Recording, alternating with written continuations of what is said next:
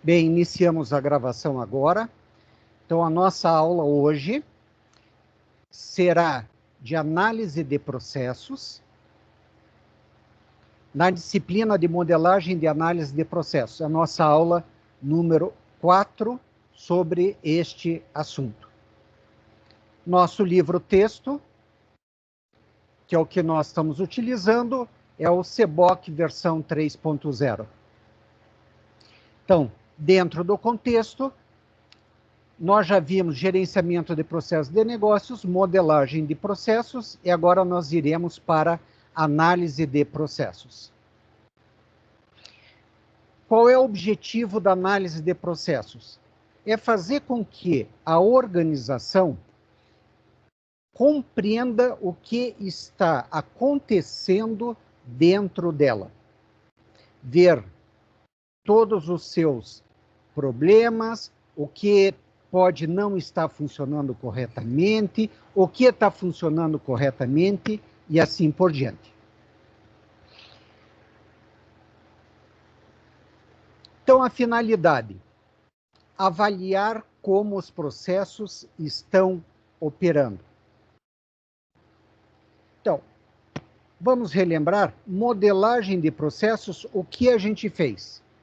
Nós olhamos como está sendo feito. Então, nós documentamos todos os processos, suas atividades, tarefas, suas áreas funcionais e interfuncionais. Então, basicamente, nós tiramos uma fotografia do que está acontecendo dentro da organização. Bem, tendo aquele documento de modelagem, o documento resultante, vai-se para a parte de analisar aquele documento. É a parte que nós vamos discutir hoje. Então, na análise, vai ser analisado, vai ser avaliado como os processos estão operando, vai auxiliar na transformação dos processos, principalmente naqueles processos que não estão atingindo os objetivos de negócio. E, finalmente, sempre temos que ter em mente que análise de processos é um meio e não um fim em si próprio. Faz parte daquele ciclo de melhoria e transformação contínua na implantação, ou uma vez já implantado, o BPM. Bem, quais são os resultados esperados de quando se faz uma análise de processos? São vários, tá? Entre eles, vamos citar alguns rapidamente. Uma compreensão das estratégias, metas e objetivos da organização. É a visão geral, a visão lógica da missão organizacional. Conhecermos o ambiente de negócio e o contexto do processo. Por que aquele processo existe?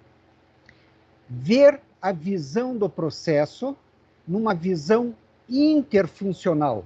Em vez de olharmos departamento por departamento e o que esse departamento faz, a análise de processos vai proporcionar que nós tenhamos uma perspectiva interfuncional.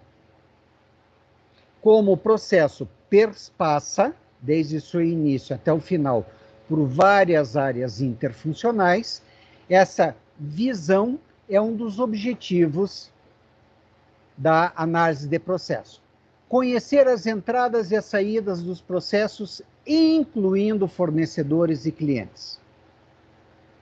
Os papéis e handoffs de cada área funcional de processo. Ou seja, dentro de um departamento, dentro de um setor, quais são as entradas que se tem? Recebemos, vamos por assim, um pacote do setor anterior. Como são as entradas? Como é que está funcionando? O que eu, como chefe de departamento, tenho que produzir como saída? Isso envolve também seja os fornecedores e seja os clientes. A questão dos handoffs é essa passagem que tem de uma área funcional para uma outra área funcional. Permite também, como resultado esperado, uma compreensão da escalabilidade, utilização e qualificação dos recursos, permitindo o quê? Uma análise da eficiência, eficácia, visando a efetividade. Neste caso, atender os interesses do cliente. Como resultado, também se espera toda uma compreensão de como o negócio funciona, quais são as regras desse negócio, quais são as métricas de desempenho que podem ser utilizadas, quais são as oportunidades que foram ou que serão identificadas para aumentar a eficiência e eficácia. Bem, quando é que se vai realizar? Bem, normalmente o que nós temos? Como é que é o evento disparador de uma análise de processos? São vários passos, vários fatores que podem disparar essa análise de processos. Primeiro, quando a empresa não está atingindo seus objetivos. Como é que isso é mensurado? Pelo nível de reclamação e insatisfação dos clientes. É claro que para isso precisamos ter um canal de comunicação constante com os clientes. Quando se vê uma perda de mercado, de participação no mercado, os concorrentes estão avançando no mercado, a empresa está perdendo o mercado. Então precisamos saber o que é que está acontecendo. Ainda, um outro exemplo, se uma empresa está subordinada a análises regulatórias, né? A eventos regulatórios por órgãos do governo. Normalmente, mudando um regulamento, se tendo uma nova regra, se mudando uma legislação, há necessidade da empresa se adaptar a essas regulamentações. Para tanto, para fazer essa adaptação, o que vai ser necessário? Analisar o que está acontecendo para depois se achar as soluções. Podemos também colocar como disparador na análise se a própria empresa, se o público interno da empresa vê que a empresa não está oferecendo o máximo que ela pode oferecer. Isso às vezes pode ocorrer pela constatação de um gerente, de um funcionário executor, em que ele, neste caso do funcionário executor, por exemplo, ele tem uma ideia de algo que possa melhorar uma tarefa ou uma atividade. Ele apresenta essa ideia e, obviamente, vai se analisar essa ideia e os impactos. Vale ressaltar, a empresa, quando entra no BPM, quando está no processo de BPM, reforçando, ela deve estar sempre preparado a mudanças e melhorias contínuas. Não só na alta gerência executiva, como também nos próprios funcionários executores. E esse canal de comunicação com toda a estrutura funcional tem que ser aberto, tem que estar aberto, para que as pessoas se sintam à vontade para sugerir, criticar e assim por diante.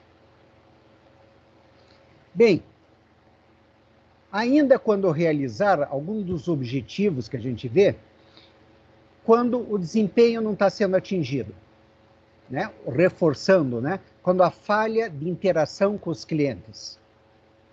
Esse canal de comunicação com os clientes não está ocorrendo de forma adequada.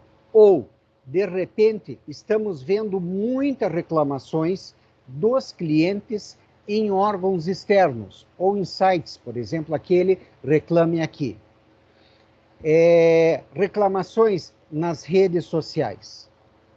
Isso são alertas que você tem que identificam essas desconexões, o que está acontecendo de errado que não poderia estar acontecendo.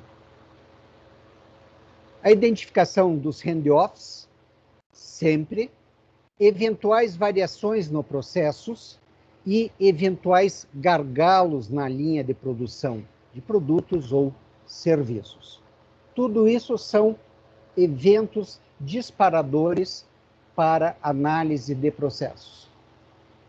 Bem, iniciado a análise de processos, feito toda a modelagem, identificou-se, por exemplo, vários problemas.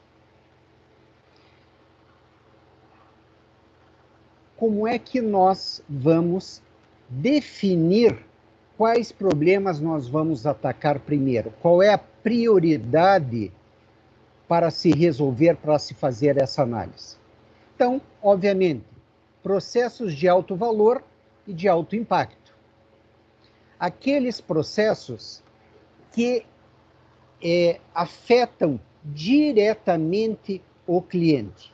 Se o cliente está insatisfeito, obviamente, é uma prioridade alta você reestabelecer a confiança com o cliente. Aqueles processos, por exemplo, que têm alto impacto na receita. Ou ainda, aqueles processos que são vitais, estratégicos para a organização, e se esses processos estão tendo problemas.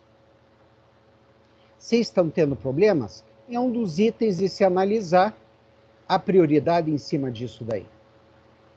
E um dos fatores também que nós temos é a criticidade no impacto interfuncional. O que significa isso? Como que as eventuais mudanças poderão impactar na organização, principalmente na relação entre os vários departamentos e setores na empresa. Às vezes, podemos estar com todas as regras de negócios definidas, mas acaba tendo um ruído de comunicação entre vários setores, entre os setores. Isso vai prejudicar a empresa, a organização como um todo.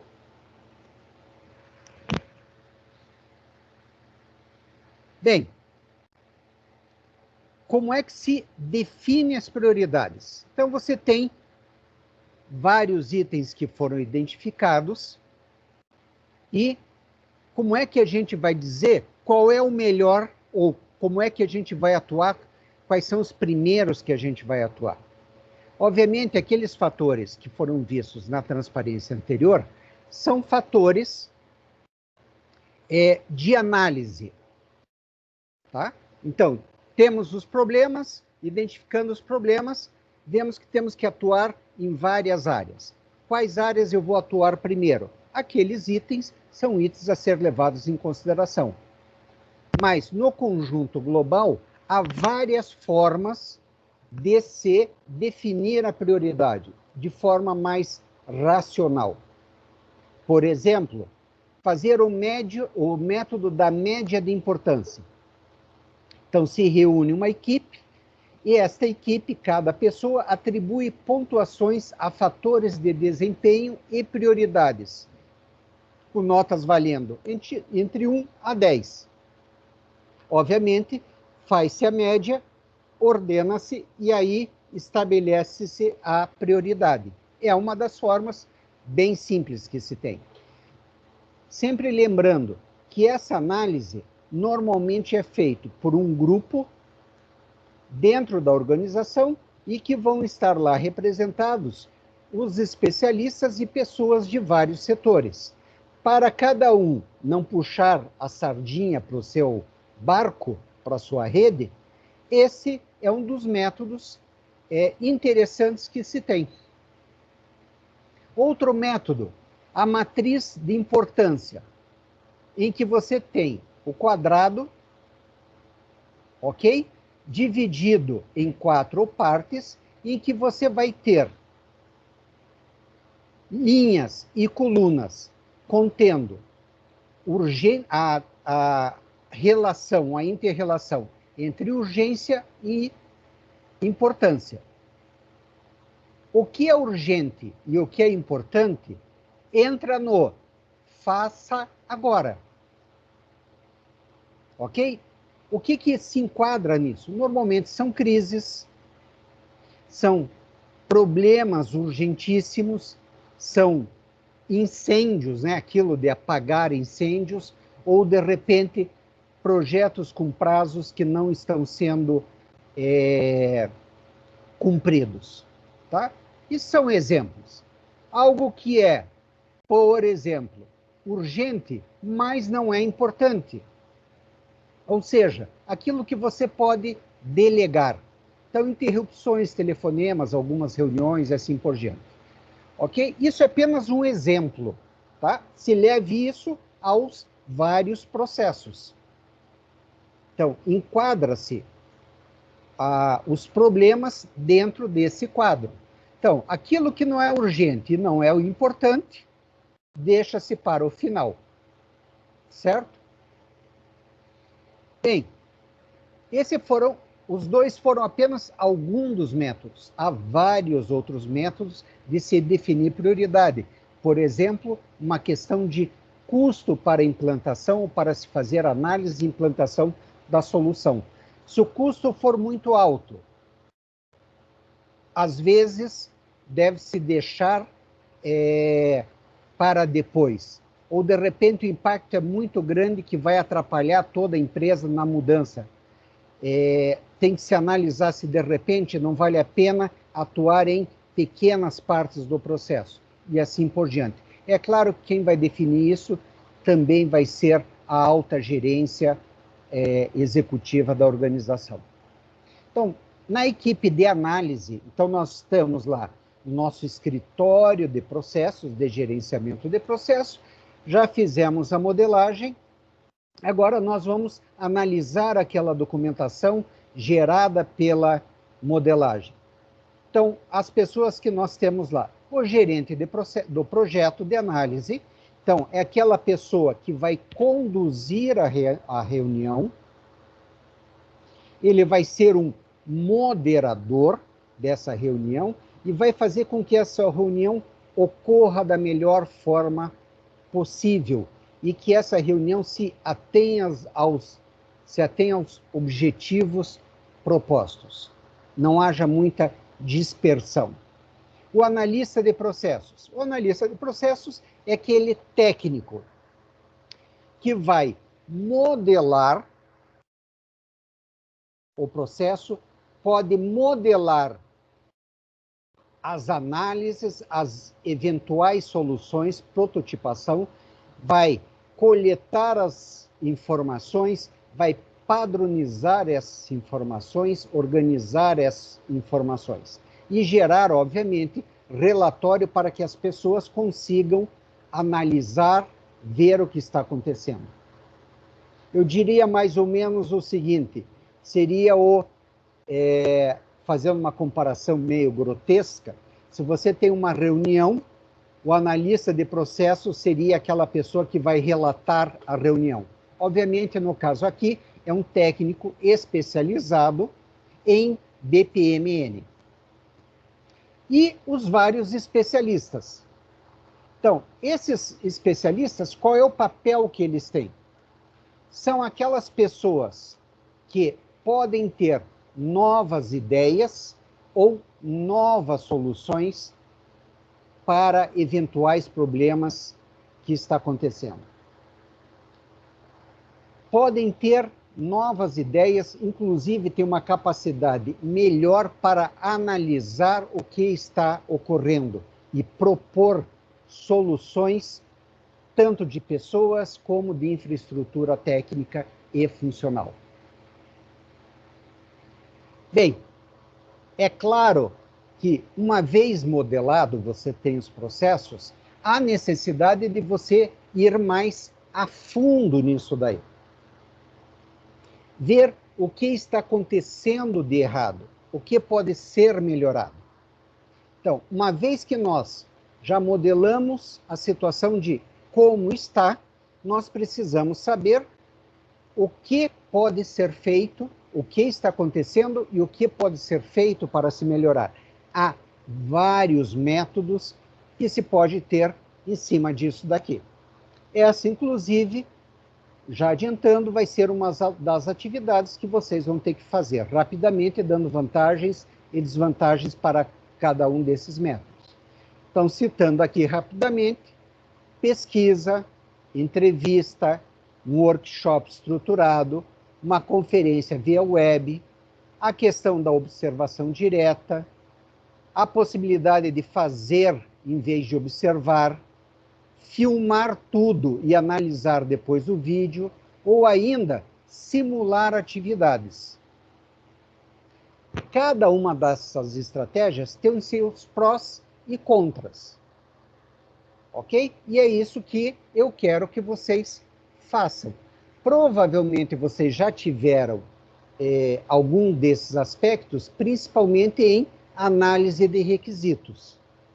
Tá? Mas, nesse levantamento de informações, temos aqui, por exemplo, observação direta, onde o analista de processos fica acompanhando, no mínimo, um ciclo de um determinado processo, uma determinada tarefa, e ele vai documentando aquilo que está sendo feito.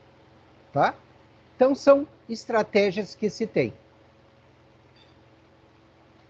É interessante, reforçando, que muitas das coisas que nós estamos vendo aqui em análise de processos está intimamente relacionado à análise e desenvolvimento de sistemas de informação organizacional. Vocês vão ver que várias técnicas que estão sendo faladas aqui se complementam com a análise e desenvolvimento de sistemas. Outro ponto que tem que ser levado em consideração no levantamento de informação, a interação com os clientes. É saber qual é a visão dos clientes sobre a organização. Tá? Então, obviamente vai precisar ter a caracterização do cliente, as sugestões, quantidade de interações no processo, coerência na utilização das informações do cliente, métricas de satisfação, expectativas do cliente, processos de suporte, impactos e efeitos indiretos. Tudo isso daqui, no aspecto referente a clientes, é o que se deve ser levantado. Tem outras coisas? Sim, à medida que forem surgindo. Mas nesse levantamento de informações, professor, desculpe interromper assim direto. Oi? Nesse levantamento de informações, existe o cliente ele atua diretamente nessa gerência de processos ou ele é passivo? Ele vai ser entrevistado, ele vai ser vamos por assim, você precisa saber o que os clientes pensam e como esses clientes estão se manifestando no ambiente, seja interno ou externo à empresa. Então, obviamente, para você ir fazer um levantamento de informações em relação aos clientes, você precisa ter, obviamente, vamos voltar, aqui, tá? Uma série de itens, em que você, por exemplo, pode entrevistar o cliente. Tá? E nessa entrevista você coletar uma série de informações, e aqui são itens sugeridos para um processo de coleta de informações junto ao cliente. Ele não participa diretamente da equipe de análise. Ok? Ele é um vamos por assim, ele faz parte do processo. É algo que a gente vai coletar informações sobre o cliente. Tá, entendi. Então, é as informações do cliente que vão gerir algumas métricas do processo, mas não o cliente em si. É isso? Não entendi. Digamos que vai ser as informações, ou seja, as métricas que a gente conseguir através dessas informações é que vão moldar os nossos processos, né? Exatamente. Mas não o cliente em si. Só as informações que a gente angariar através dessa interação é que vão nos ajudar nos processos. Exatamente isso daí. Tá. E, obviamente, você precisa, quando vai entrevistar um cliente, você precisa ter um padrão de comparação entre os vários clientes. Esse padrão de comparação é a definição de métricas de satisfação. Quem vai definir essa métrica? É a própria organização, é a própria equipe que está fazendo análise de processos. Certo? Entendi. Tranquilo, professor. Obrigado. Bem, inclusive, vejam aqui, nós já fizemos interações da parte dos processos, de como está ocorrendo, como estão os clientes, qual é a visão do cliente, as métricas, e, obviamente, nós precisamos ter as métricas de medição de desempenho, de eficiência. Então, esse levantamento de informação é para ver se existem métricas, como elas estão, se está sendo coletado dados para essas métricas, se elas estão bem definidas, se existem ou não indicadores, porque uma coisa é você coletar os dados, a outra coisa é você gerar um relatório dizendo se aquilo que está acontecendo está dentro do nível de normalidade esperado, se está acontecendo abaixo do esperado ou, de repente, está acontecendo melhor que o esperado. Para a gente saber isso, precisamos ser o quê? Definição de indicadores. Precisamos ver como é que está sendo feito o monitoramento, ou seja, a coleta dos dados para que se avalie o desempenho. Aqui, pessoal, é onde a área de TI pode contribuir em muito, porque é aqui onde que nós, enquanto analistas de TI, podemos colaborar com todo o processo de BPM e com o escritório de processos, fornecendo os dados, de preferência, utilizando aquela máxima. Ocorrendo o fato gerador, os dados devem ser coletados imediatamente. De preferência, se aquele fato gerador só possa ser ocorrido mediante a utilização de equipamentos de monitoramento e de coleta de dados. Fornecer o histórico das métricas. Isso é importante. Para que a gente forneça o histórico das métricas e vejamos o monitoramento, então nós temos que fazer com que a capilaridade do sistema de informação seja a maior possível. Chegue de preferência, a todos os funcionários e a todos os níveis. Não adianta só você coletar os dados se esses dados também não podem ser disponibilizados para aqueles que precisam das informações. Lembre-se que o que a gente viu em sistemas de informação, em que o tempo decorrido entre o fato gerador e se tomar consciência do que está acontecendo para se tomar uma decisão tem que ser o menor possível. Obviamente, a rede de comunicação tem que estar muito boa. Assim como o histórico das métricas, você tem que estar com todos esses dados armazenados. tem que ter uma boa infraestrutura de armazenamento de dados, para possibilitar fazer, por exemplo, os sistemas de suporte à decisão que nós vimos lá em sistemas de informação. Bem, outro levantamento, outra abordagem que a gente precisa ter, como documentação de entrada, são o levantamento dos possíveis hand-offs da empresa.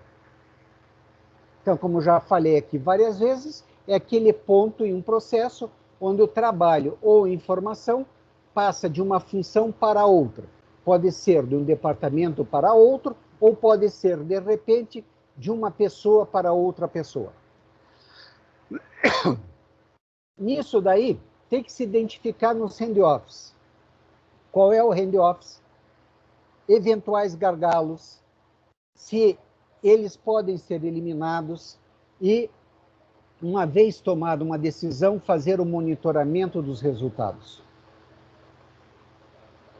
Outra documentação a ser coletada. Tudo isso, pessoal, é para que essa equipe de especialistas consigam analisar o que está acontecendo, propor soluções e implantar essas soluções. Por isso vamos colocar aqui, essa quantidade enorme de informações que são coletadas, para você poder ter um diagnóstico adequado sobre qual é o funcionamento da organização. Eu diria o seguinte: análise de negócios é um check-up. Tá? Se fez o check-up, fez todos os exames, vai agora para o médico e o médico vai analisar e dar as soluções possíveis. Então, temos que levantar também, e tem que estar isso documentado, quais são as regras de negócio. Isso entra desde as regras internas, como é que é feito, por que isso é feito, se o que está acontecendo, se essas regras estão sendo cumpridas ou não, se tem regras demais, ou de repente precisa implantar novas regras, se regras podem ser eliminadas e assim por diante. Aqui, pessoal, entra muito o manual de operação da organização. Quando você está, por exemplo, entrando num processo ISO 9000, 2000, 21000 e assim por diante, você precisa garantir que as coisas sejam feitas como é que elas foram planejadas, para que se tenha a menor variabilidade possível e que, com isso, se atinja a qualidade esperada. Por isso que a definição de regras de negócio precisa estar bem estabelecida, até para que você possa treinar adequadamente um funcionário, seja por detecção de erros, ou seja porque você está substituindo um funcionário, vindo um funcionário novo. Outro ponto que tem que ser levado é uma questão de capacidade. Se fosse colocarmos uma questão de fábrica, quanto é que esta fábrica consegue produzir? Qual é o limite mínimo e limite superior para que, de repente, essa fábrica produza um carro? O limite mínimo, o que é o mínimo necessário para não se ter prejuízo e que ocorra toda a linha de produção? Ou ainda, qual é o máximo de capacidade possível de se absorver? De repente, voltando ao caso de uma fábrica de carros, há uma demanda, há uma bolha, uma grande demanda de carros. Você vai ter que mensurar o quanto você vai atender sem comprometer a empresa, ou ainda, de repente, se não for uma bolha, for uma tendência, o que deve ser feito para aumentar essa capacidade. No levantamento dessas informações sobre capacidades, obviamente, tem as métricas, os indicadores, eventuais documentação de consequências de atrasos ou não funcionamento, identificação de gargalos, eventuais variações, custos envolvidos e assim por diante. Outro aspecto que tem que ser levado em consideração é o aspecto humano. Ou seja, as pessoas que estão dentro dessa organização. Isso pega em todos os níveis, desde a alta gerência até o executor. Tem que se avaliar se as pessoas que estão naquelas funções têm o conhecimento adequado para realizar aquela função, se essas pessoas têm o discernimento do que deve ser feito, e se o que está sendo feito pode ser melhorado ou não, e a habilidade para a execução daquela função. Então, obviamente, leva-se em consideração questão de automação, questão da das tarefas e das tomadas de decisões, uma questão de definição de métricas e indicadores para avaliação desses funcionários. Esses funcionários sabem como é que eles vão ser avaliados?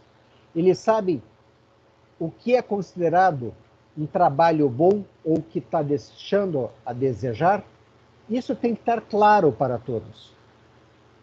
Esses funcionários têm o conhecimento do ambiente de inserção do processo. O que quer dizer isso? Ele sabe, dentro do contexto, qual é a participação dele?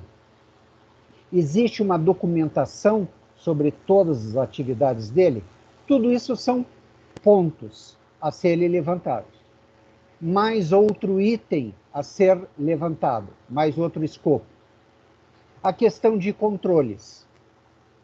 Veja, controle aqui não é monitoramento. Aqui nós estamos falando em controles externos. Então, no caso aqui, o que quer dizer esse controle? Aderências a obrigações ou restrições legais, regulatórias ou financeiras. A documentação deve levar em conta, se existem a necessidade disso daí. Obviamente, no mínimo, a questão financeira, você estar adequadamente, né, cumprindo as obrigações junto ao fisco. Mas vamos colocar aqui, você é uma empresa que produz alimentos. Então, obviamente, aqui nós temos vigilância sanitária e assim por diante. E existe uma série de regras a serem cumpridas. Essa empresa está cumprindo essas regras? O pessoal sabe que tem essas regras? Quais são essas regras? Quem é que regulamenta, controla, fiscaliza? Então, tudo isso também são aspectos que devem ser coletados e que entram dentro do processo de análise. Por fim, deve-se ter um levantamento referente ao sistema de informação. Porque o sistema de informação é que vai possibilitar toda a questão de monitoramento do que está acontecendo. Então, o que nós vamos ter como pontos de análise? Análise do fluxo de dados, análise das regras de negócio, ou seja, se o sistema está cumprindo adequadamente as regras do negócio, quais são os aplicativos que se tem à disposição da organização e assim por diante.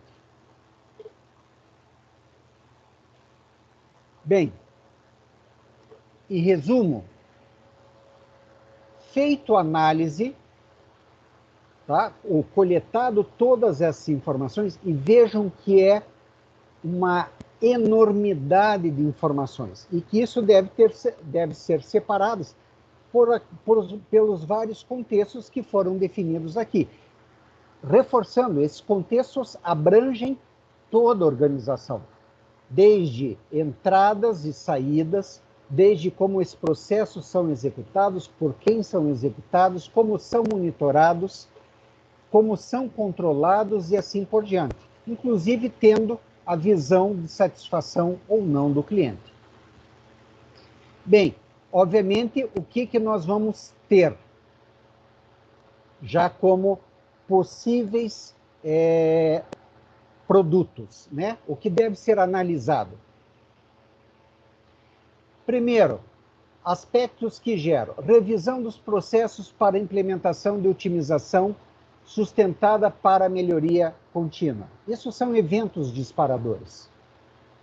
Uma análise de melhorias imediatas, rápidas e de baixo custo. Melhorias mais invasivas, de longa duração e de custo mais alto. Tudo isso deve ser levado em consideração nos aspectos de análise. E é claro que isso daqui vai se definir a prioridade que se deve ser tomada e a tomada de decisão definida pelas gerências dos vários níveis. Questões que devem ser perguntadas e, obviamente, respondidas. Como é que o trabalho pode ser feito com mais eficiência? Como é que a operação pode ser feita com qualidade e estar preparada para mudar rapidamente? Aqui um ponto importante.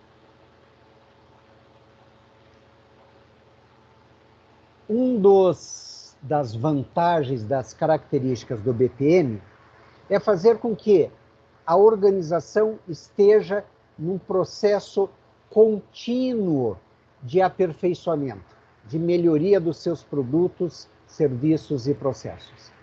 É claro que, para isso, toda a estrutura tem que estar atuando como uma equipe. Sair da inércia é muito difícil. E vários fatores contribuem para isso daí. Como nós já vimos na primeira aula lá de gerência de processos. Os funcionários estão satisfeitos? Eles têm um canal de comunicação para reclamar ou para dar sugestões? O ambiente de trabalho é agradável para se trabalhar? Então, tudo isso daí influencia neste processo de flexibilidade de melhoria contínua. Ok? A empresa tem que sempre estar apta a mudar, de forma, obviamente, responsável e sustentável. Bem, quais são os quesitos que devem ser analisados? Então, nós já coletamos todas as informações dos vários contextos e agora vão se analisar quais itens? Análise de custo, tempo do ciclo, análise de padrão, análise de causa raiz, sensibilidade, análise de risco, layout de trabalho e assim por diante. Vejam que tudo isso daqui são quesitos ou são pontos que devem ser analisados, levados em consideração em relação ao produto a ser produzido. Então, temos as informações, o que é que a gente vai analisar? Bem, coletamos aquele mundaréu de informações, sabemos quais os itens, quais os quesitos devem ser analisados, e obviamente aqui só foram alguns exemplos, é para direcionar o trabalho de análise, e daí, obviamente, tudo isso precisa ser documentado, e o gerente de processos, ele deve conseguir conduzir essa reunião e, principalmente, conduzir a geração do produto. Não adianta fazer um processo de análise, coletar um mundaréu de informação e não chegar-se a resultado nenhum. Ok? Obviamente, você tem que levar em consideração quais as ferramentas de suporte que você vai ter para documentar tudo aquilo que está acontecendo.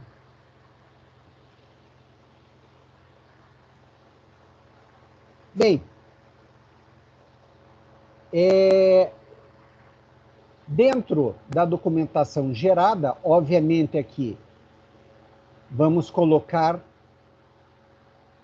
os seguintes pontos. Visão geral do ambiente do negócio atual. Propósito do processo. Processo mostrando subprocessos e suas interações. Fluxo de trabalho. Requisitos. Métricas. Lacunas. Razões e causas dessas lacunas. Redundâncias. Regras documentadas. Isso daqui são todas sugestões para a geração da documentação de análise. Então, aqui já estamos entrando nos produtos, nos resultados decorrentes de todo aquele trabalho inicial.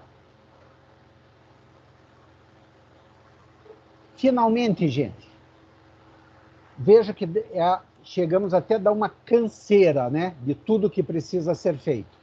Mas não adianta você coletar tudo aquilo, etc., e normalmente não chegar ao resultado. Então, quais são os possíveis fatores de sucesso num caso de análise de processos? Primeiro, se há efetivamente uma liderança executiva. Se há quem tem o poder da caneta e usa essa caneta, né, que vai autorizar ou não a execução desse processo de análise e, de repente, a implementação das sugestões. Qual é a maturidade da organização em relação ao BPM? Outro ponto que entra, evitar desenhos de soluções durante a análise. Análise é uma coisa, soluções são outras coisas. Parar a empresa devido ao processo de análise. Não alocar apropriadamente os recursos e tempos. Então, você precisa ter bem definido um tempo de início, meio e fim. Qual é a duração do processo de análise? Naquela conjuntura específica, em decorrência, de repente, do evento disparador. Quanto de recurso vai ser disponibilizado por aquilo? Não pode ficar num processo infindável, né? Analisando e não chegar a conclusão nenhuma. Ter sempre o foco no cliente. Levar em considerações as métricas, os níveis de desempenho. Levar em consideração a cultura organizacional. Se você está entrando como consultor para a implantação do BPM, se não levar em consideração a cultura organizacional, não vai dar certo. Não adianta entrar na marra. Tá? E vejam, pessoal, tudo isso daqui, embora a gente está falando de análise de processos, isso daqui cabe direitinho em análise de sistemas. Porque todos esses são itens que nós, enquanto analista de sistemas, analista da área de TI, devemos também levar em consideração. Bem, professor, volta no último slide. Vamos lá ver. Isso. Sim. Quanto a essa questão de só entendimento da cultura organizacional, poderia deixar mais claro o que seria essa cultura organizacional no sentido literal da realidade? Porque, às vezes, você pode cultura organizacional ela pode ter vários ângulos, né? Várias formas de você interpretar isso. Deixa mais claro para a gente, por favor. Então é o seguinte,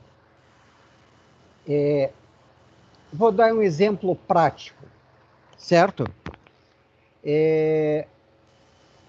Nós tínhamos, ou uma vez eu fui dar uma consultoria para um tio meu na área de saúde, e ele já faleceu, ele tinha um banco de sangue. E me pediu para eu fazer a informatização desse banco de sangue. Obviamente, eu vinha do serviço público, né, já na área de desenvolvimento de sistemas. No serviço público, manda quem pode e obedece quem tem juízo, tá? Então, uma vez tomada a decisão de que tinha que ser feito, era feito, tá? Como ali era um serviço de saúde, ele tinha uma característica muito específica, mas era aquele caso. Era uma organização, vamos por aqui, familiar, eram 3 famílias que gerenciavam o processo, e os funcionários todos, com exceção da recepcionista, eram funcionários que estavam lá há mais de 20 anos. A idade média era acima de 50 anos de idade. E era num tempo, lá por volta de entre 2001 e 2005, tá? Não me lembro direito, em que você não tinha ainda essa disseminação. As pessoas não tinham celular, não tinham smartphone. Ainda tinha esse problema de, como grande novidade, ir no caixa do banco, lá no caixa automático do banco, tirar dinheiro. Tá? Então, as pessoas com mais idade não tinham vivência digital. E eu parti da premissa de que, desenvolvendo o sistema, tá, implantando o sistema com treinamento, dando um treinamento, o sistema ocorreria de forma natural. Eu não avaliei adequadamente a cultura organizacional. Então, que aquilo era um negócio familiar. Que os funcionários ou as funcionárias que trabalhavam lá, que eram senhorinhas, tá, que estavam lá há 15, 20, 30 anos, aquela empresa, na realidade, era uma grande família. Todos os funcionários se sentiam parte daquela família. Tá? E aquelas senhorinhas tinham extrema dificuldade de trabalhar com o computador. Tirando a recepcionista e, eventualmente, a médica contratada, que eram pessoas mais jovens, o resto não tinha cultura digital nenhuma. Então, o que aconteceu? Nas 2 primeiras etapas, na recepção e na triagem, onde estaria o médico, o sistema foi implantado rapidamente, sem problemas nenhum. Quando entramos na área mais técnica, operacional da coleta de sangue, produção, distribuição, onde que estavam essas senhorinhas, só para vocês terem uma ideia, eu reescrevi um dos módulos, que era o módulo de coleta, tá? 7 vezes. O cronograma inicial, eu estava imaginando em 15 dias implantar aquele módulo, que era simples, e eu acabei demorando 6 meses para implantar e 7 reescritas, até achar a solução. Eu precisei achar uma solução em que não precisasse utilizar mouse, utilizasse o menos possível teclado, e a tela fosse uma tela ergonômica para aquelas senhorinhas. Então, tudo aquilo que eu sempre tinha feito, desenvolvimento de sistemas, eu tive que remodelar tudo, desde a construção, tela e assim por diante. O cronograma que estava sendo feito, que era para ter no máximo em 1 ano terminar, acabou se estendendo por 2 anos. Porque o treinamento não era um treinamento que eu estava acostumado. As pessoas, eu tive que desenvolver todos os módulos dali para frente com um padrão que não é o padrão esse nosso que a gente desenvolve, tá? E até aquelas senhorinhas aceitarem trabalhar com computador, porque até aquele momento elas trabalhavam no papel preenchendo livros de registro, tá? Mesmo eu falando que ia facilitar a vida delas, que não precisava mais escrever, a resistência foi muito grande. Óbvio, né? Tem uma questão de idade aí nisso daí. Então, por um erro de avaliação meu da cultura organizacional, eu diria assim, haveria um grande prejuízo se eu tivesse feito isso, se eu tivesse uma empresa para fazer isso, tá? Teria um grande prejuízo. Como, obviamente, foi uma questão de parente, e relembrando, nunca desenvolvam sistemas para parente, indiquem um inimigo de vocês para fazer, isso é um dos aspectos que ocorreram por falha do entendimento da cultura organizacional. É um caso. Ok? Deu para entender, Albano? Totalmente, professor. Obrigado. Bem, gente, deixa eu parar aqui a apresentação.